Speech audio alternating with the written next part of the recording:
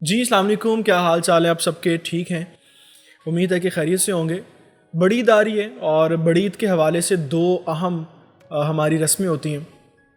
مذہبی تہوار ہوتے ہیں ہمارے۔ ایک حج کا فریضہ ہوتا ہے اور دوسرا قربانی کا فریضہ، جو حج سے ہی منسلک ہے، لیکن جو لوگ حج نہیں بھی کرنے جاتے وہ قربانی کا فریضہ ادا کرتے ہیں۔ تو آج جو ہے وہ اس پوڈ کاسٹ میں ہم ان دو چیزوں کے اوپر ہی بات کریں گے کہ اس سال جو ہے وہ حج کے ساتھ کیا میں تو کہوں گا کہ کیا مذاق کر رہی ہے دنیا، اور خاص طور پر اسلامک کنٹریز جو ہیں، اور اس سے بھی بڑھ کر سعودی عربیہ والے۔ اور دوسرا ہم بات کریں گے کہ قربانی جو ہے وہ اس کے کیا ٹرینڈز بنتے جا رہے ہیں ہمارے اسلامک کنٹریز کے اندر۔ سب سے پہلے بات کرتے ہیں حج کے اوپر۔ دیکھیں، ہم سب لوگ جانتے ہیں کہ حج نہیں ہو رہا، اس کو اجازت نہیں دی گئی کہ وہاں پہ کوئی بھی بندہ جا کے حج کر سکے۔ جو مقامی لوگ ہیں شاید وہ کسی کوانٹٹی میں حج کریں، اس کا کوئی ابھی سامنے بات آئی نہیں ہے، لیکن کسی دوسری شہر سے، کسی دوسری کنٹری سے کوئی بھی وہاں پہ جا کے حج نہیں کر سکتا۔ اب میرا یہاں پہ سوال یہ ہے کہ کیا کرونا کی ایس او پیز تیار کر کے کوئی ایسا لائے عمل نہیں بنایا جا سکتا تھا کہ جس کو فالو کرنے کے بعد حج کا جو فریضہ ہے اس کو ادا کیا جاتا؟ اگر تو یہاں پر بات یہ ہے کہ کوئی ایسی پالیسیز یا کوئی ایسی ہم چیز کر نہیں سکتے تھے، تو ابھی آپ میں سے کتنے لوگ ہوں گے جنہوں نے یورپین لیگ کے جو فٹ بال میچز ہو رہے تھے وہ دیکھے ہیں؟ اگر آپ لوگوں نے نہیں دیکھے تو کائنڈلی ایک مرتبہ یوٹیوب پہ جا کے اس کو دیکھیے کہ یورپین لیگ کے جو فٹ بال میچز ہوئے ہیں اس میں کس طرح سے آڈینس تھی، پورے اسٹیڈیمز بھرے ہوئے تھے، اور کس طرح سے وہاں پہ جو ہے وہ لیگز ہوئی ہے۔ آپ یوٹیوب پہ جا کے اس کو دیکھ سکتے ہیں۔ میں نے دیکھی ہے، اس لیے میں بات کر رہا ہوں کہ یورپین لیگ فٹ بال کی جو ہے وہ اگر اس طرح سے آرگنائزڈ ہو سکتی تھی کہ وہاں پہ پورے اسٹیڈیم میں کوئی ایک سیٹ چھوڑ کے ایک سیٹ بندہ نہیں بیٹھا ہوا، اگر آپ وہ جا کے میچز دیکھیں نا تو آپ کو یوں فیل ہوگا کہ اگر آپ مثال کے طور پر 2016 یا 2017 کی لیگ اوپن کریں، اس کے میچز دیکھیں، اور آپ 2021 کی لیگ دیکھیں، تو آپ کو لٹرلی کوئی ڈفرینس نہیں ملے گا کہ یار یہ ان دونوں میں کوئی ایسا فرق ہے کہ 21 میں تو کووڈ کی وجہ سے جو ہے وہ بڑے ایس او پیز اور بڑے معاملات تھے تو ہم اس کو اس طرح نہیں کر سکتے تھے۔ کوئی فرق نہیں ملے گا۔ اور اسی کے ساتھ ایک اور بات ایڈ کر دوں، اس کا اس ٹاپک سے کوئی لنک نہیں ہے، لیکن میرے ذہن میں ابھی بات آئی کہ جو لوگ یورپ کی ہمیں مثال دیتے ہیں کہ وہ بڑے ہیومن رائٹس کے بڑے علمبردار ہوتے ہیں، اور وہ بڑی جو ہے وہ انسانیت کو فروغ دینے والے ہوتے ہیں، اور وہ کاؤنٹر لینگویج اور کاؤنٹر آنسر کو ریسیو کرنے والے ہوتے ہیں، اور وہ برداشت کرنے والے ہوتے ہیں۔ ٹالریٹ دیکھنا ہو تو آپ یورپین کی جا کے کنٹریز کو دیکھیں۔ تو ابھی میں نے دیکھا ہے، میں نے ابھی ان کی برداشت اور ان کی تہذیب، ان کا مہذب ہونا اور ایز اے نیشن ان کا میں نے دیکھا ہے رد عمل۔ جب انگلینڈ فٹ بال کے فائنل میں ہارا اٹلی سے، اٹلی نے کپ جیتا ہے، تو انگلینڈ کے جو لوگ تھے نا، آپ ذرا یوٹیوب پہ جا کے لکھیے گا کہ فائنل کے جو انسیڈنٹس ہوئے ہیں اسٹیڈیم کے اندر اور اسٹیڈیم کے باہر، وہ ذرا ان کے آپ کو دیکھے بھی ہوں گے، اکثر لوگوں نے ویسے بات نہیں کر رہے ہوں گے اس کے اوپر، تو ذرا دیکھیے گا جا کے کہ ان لوگوں نے اسٹیڈیم کا کیا حال کیا، کیسے توڑا اسٹیڈیم کو، کیسے ان لوگوں نے اٹالین لوگوں کے ساتھ بدتمیزی کی اور ان کو مارا، جھگڑے ہوئے اسٹیڈیم کے اندر بھی اسٹیڈیم کے باہر بھی۔ تو اگر یہی کام پاکستان میں یا کسی مسلم کنٹری میں ہوا ہوتا نا، تو باہر کے کسی بندے نے تو جو بات کرنی تھی وہ سو کرنی تھی۔ الحمدللہ ہمارے اپنے لوگوں نے بھی اس کے اوپر جو ہے نا وہ بتانا تھا کہ بس یہ ہماری اوقات ہے اور ہم یہ کر سکتے۔ تو ابھی جو ان لوگوں نے کیا اس کے اوپر جو تہذیب کو پروموٹ کرنے والے لوگ ہیں، جو تہذیب کے اوپر چورن بیچنے والے لوگ ہیں یورپ کا، وہ ذرا مجھے بتائیں کہ اس کے اوپر ان کا اپنا کیا جواب ہے۔ آپ پاکستان اور انگلینڈ کی ابھی سیریز چل رہی ہے، بلکہ ابھی تو 3-0 سے وہ ماشاءاللہ ہم ہار گئے ہیں۔ یہ بھی ایک اپنے آپ میں الگ ٹاپک ہے کہ بی ٹیم سے، بی کیٹیگری کی ٹیم تھی انگلینڈ کی، جس سے ہماری ایک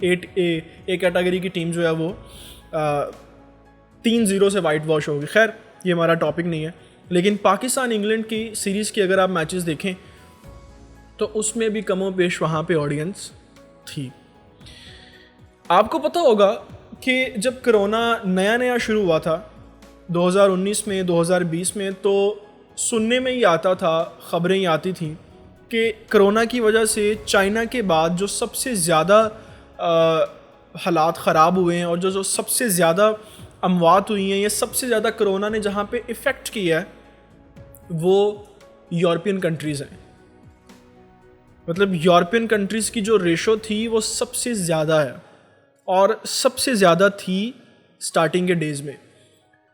اب جو ہے وہ وہاں پہ حالات اتنے نارمل ہو گئے ہیں کہ یورپین لیگ جو ہے وہ اس طرح سے منائی جا رہی ہے کہ وہاں پہ اندازہ ہی نہیں ہے, فرق ہی نہیں کر سکتے آپ کہ یہاں پہ کووڈ کی وجہ سے کوئی نقصان ہوئے کہ نہیں ہوئے. اب یہاں پہ جو بندہ بات یہ کرے گا نا کہ جی انہوں نے SOPs کو فالو کیا, انہوں نے ویکسینیشن کروائی, انہوں نے وغیرہ وغیرہ وغیرہ, تو یہاں سے میری بات کا آغاز شروع ہوتا ہے کہ اگر ان جیسے ممالک کے اندر اتنی بڑی تعداد میں یہ میچز اور اس طرح کی چیزیں ہو سکتی تھیں, یہاں پہ کوئی بندہ یہ سوال نہ اٹھائے کہ جی حج میں جو ہے وہ کوئی 10-15 دن 20 دن لگ جاتے ہیں, 30 دن لگ جاتے ہیں اور میچز تو ایک دن کے ہوتے تھے. یہ بیہودہ سوال کوئی بندہ نہ کرے, ٹھیک ہے. یہ ہماری ایک مذہبی وابستگی کے ساتھ اس طرح سے کھیلا گیا ہے انٹرنیشنلی کہ ہم لوگ سوچ بھی نہیں سکتے.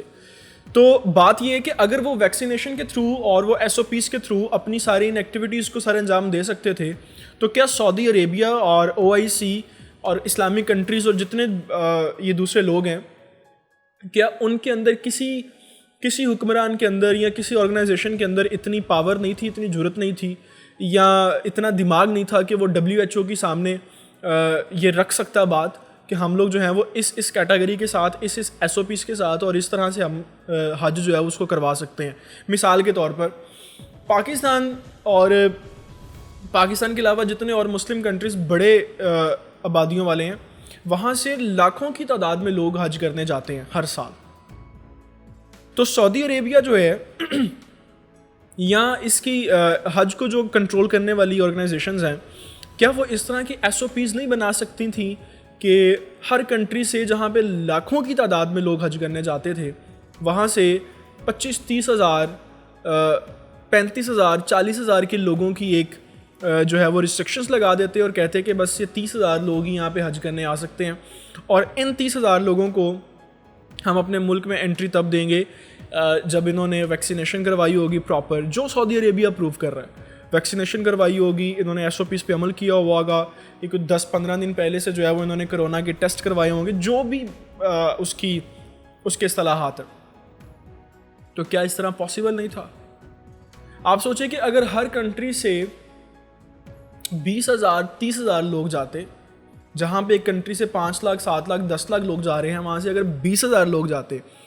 تو 52-53 غالباً کوئی مسلم کنٹریز ہیں, میں کہتا ہوں کہ 20 کنٹری سے لوگ اگر جاتے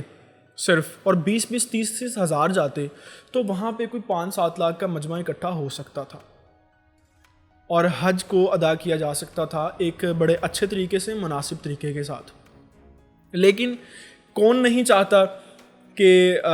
حج نہ ہو, کون نہیں چاہتا کہ یہاں پہ جو ہے وہ مسلمانوں کی جتنی بھی مسلم کمیونٹی ہے وہ صحیح طریقے سے اپنے اس فریضے کو ادا نہ کرے. کون نہیں چاہتا کہ یہ ہمیں نہیں معلوم, یہ WHO نہیں چاہتا, یہ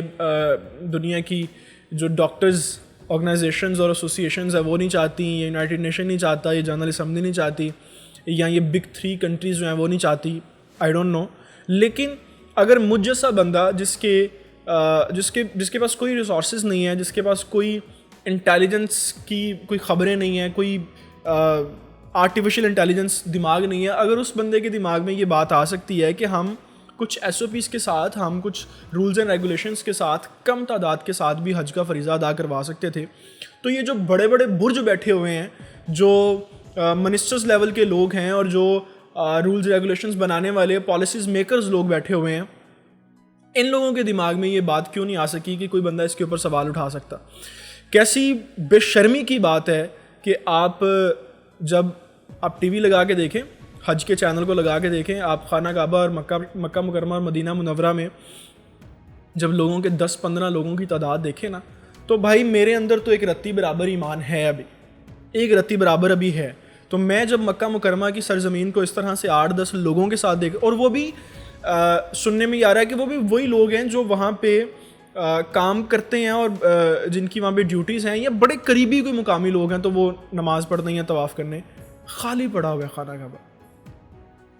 تو میرے دل میں تو رتی برابر ایمان ہے، اور مجھے تو دیکھ کے دکھ ہوتا ہے. اور دکھ یہ ہوتا ہے کہ پوری امت کے اوپر یہ اللہ تعالیٰ کا عذاب ہے، کہ اللہ تعالیٰ نے یہ عذاب دیا پوری امت کے اوپر کہ جب تمہاری پرائرٹیز اور تمہاری سوچیں اسلام سے دور ہو جائیں گی، تمہاری اپنی ضروریات جو ہیں وہ دین سے بڑھ کے ہو جائیں گی، تمہاری اپنی خواہشات جو ہیں وہ نفس سے بڑھ کے ہو جائیں گی، تو پھر ٹھیک ہے، پھر ایسے ہے تو پھر ایسے ہی چلے گا. تو پوری امت کے اوپر یہ اللہ تعالیٰ کا عذاب ہے، اور پوری امت کے اوپر اللہ تعالیٰ نے عذاب بھیج کے بتایا ہے کہ خدا پوری امت سے ناراض ہے، وگرنہ کسی مرد مومن کے اندر اتنی توفیق نہیں آئی کہ وہ حج کے اس فریضے کو جو ہے وہ کروا سکتا. خیر جو بھی تھا اور جو بھی ہوا، اس کے جو بھی اللہ تعالیٰ جن کے دل میں رتی برابر بھی ایمان ہے وہ اس کا درد رکھتے ہیں، اللہ ان کو اس کی توفیق دے، اور جو بھی اس کے قصوروار ہیں، جو بھی کر سکتے تھے لیکن وہ نہیں کر رہے، ان کو بھی خدا اپنی بارگاہ میں پوچھے. دوسری بات کرتے ہیں قربانی کی،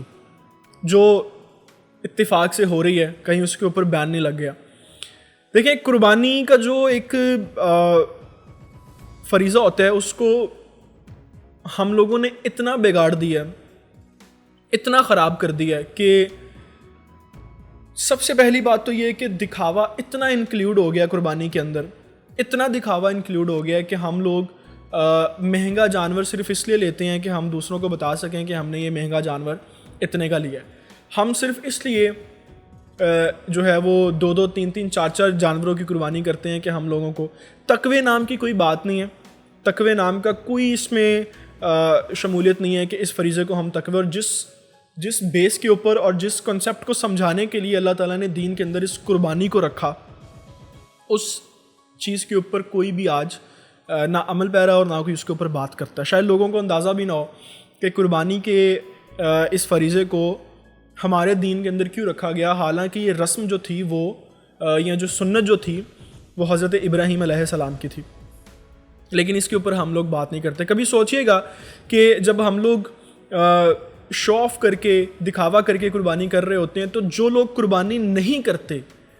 جن کو اللہ نے اتنی توفیق نہیں دی کہ وہ قربانی کر سکیں کسی بھی وجہ سے، تو ان لوگوں کے دلوں پہ کیا گزرتی ہوگی جب ہم لوگ دکھاوے کے ساتھ اس سنت کو ادا کرتے ہیں. اور دوسری بات یہ ہے کہ میں نے کئی ایک ایسے پرسنلی لوگوں کو دیکھا ہے، خود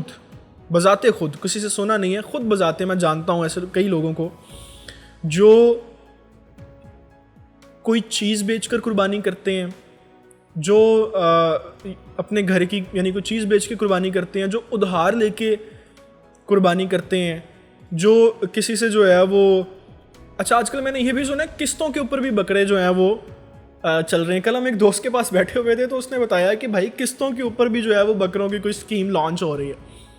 تو یہ کس قسم کی قربانی ہے کہ جو ادھار لے کے اور چیزیں بیچ کر اور قسطوں کے اوپر بکرے لے کے آپ لوگ خدا کا واسطہ ہے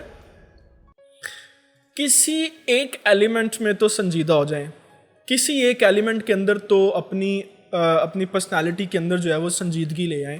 کوئی ایک ایسی بات تو چھوڑ دیں، دین کی ہو، معاشرے کی ہو، معاشی ہو، کوئی ایک ایسی بات تو چھوڑ دیں جس کے اندر سنجیدگی کے ساتھ اس کو ہم ویسے ہی ادا کریں جیسے اس کا حق ہے. تو میں مناسب نہیں سمجھتا کہ میں اس طرح کی جو ہے وہ کسی مذہبی چیز کے اوپر بات کروں، لیکن اللہ جانتا ہے کہ یہ 2 چیزوں کے اوپر اتنا دل افسردہ ہوا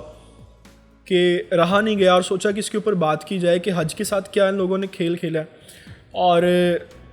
جو ہم چیز کر سکتے ہیں یعنی قربانی، کم از کم اس کو تو ہم اس طرح سے کریں کہ ہم قربانی کریں تو ہم اس کی باقاعدہ تقسیم کریں، سارا اپنے گھر نہ رکھ لیں. کچھ لوگ ایسا بھی کرتے ہیں جو بڑے جانور کے ساتھ ایک چھوٹا جانور اس لیے کرتے ہیں، بکرا وغیرہ، کہ بکرے کا یا چھترے کا گوشت جو ہے وہ لذیذ ہوتا ہے، ذرا صحیح کھایا جاتا ہے، تو بڑے جانور کو تقسیم کر دیتے ہیں اور چھوٹے جانور کا گوشت اپنے گھر میں اپنے حصے کا رکھ لیتے ہیں. تو بھائی ایسے نہیں ہوتا. کچھ لوگ ایسے کرتے ہیں جو گوشت کی جنہوں نے قربانی کی بھی ہوتی ہے وہ بھی اس کو تقسیم کر رہے ہوتے ہیں آپس میں. تو آپ کی بڑی مہربانی ہے کسی ایک سنت کو، کسی ایک فریضے کو، کسی ایک ایلیمنٹ کو اپنی ذات میں سنجیدگی کے ساتھ بھی کر لیں. پوری قوم جو ہے وہ تماشا بنی ہوئی ہے اور پوری قوم جو ہے وہ لائی لگ گیا. پنجابی میں کہتے ہیں لائی لگ گئے نا، بھیڑ چلنے گئے نا. جدھر سوٹی مارو سارے ادھر ہی. اپنے آپ کو تھوڑا سا ٹھیک کر لیں. اللہ تعالیٰ کی بارگاہ میں ہم سب لوگوں کو ان ساری چیزوں کا جواب دینا پڑے گا. السلام علیکم.